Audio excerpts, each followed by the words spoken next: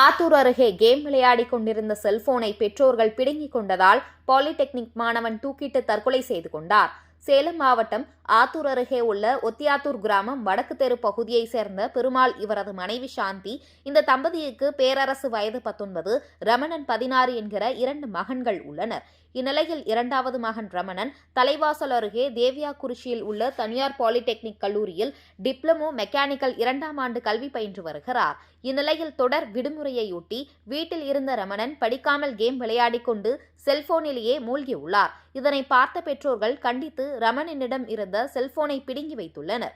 இதனால் மனமுடைந்த மாணவன் வீட்டில் யாரும் இல்லாத பொழுது வீட்டில் அருகில் இருந்த மாட்டுக்கொட்டாயில் கயிற்றால் தூக்கு மாட்டிக் கொண்டுள்ளார். இதனை பார்த்த அக்கம்பக்கத்தினர் தூக்கில் தொங்கிக் கொண்டிருந்த ரமணனை மீட்டு சிகிச்சைக்காக ஆத்தூர் அரசு மருத்துவமனைக்கு கொண்டு சென்றனர். அங்கு மாணவனை பரிசோதித்த மருத்துவர்கள் ஏற்கனவே ரமணன் இறந்துவிட்டதாக தெரிவித்துள்ளனர்.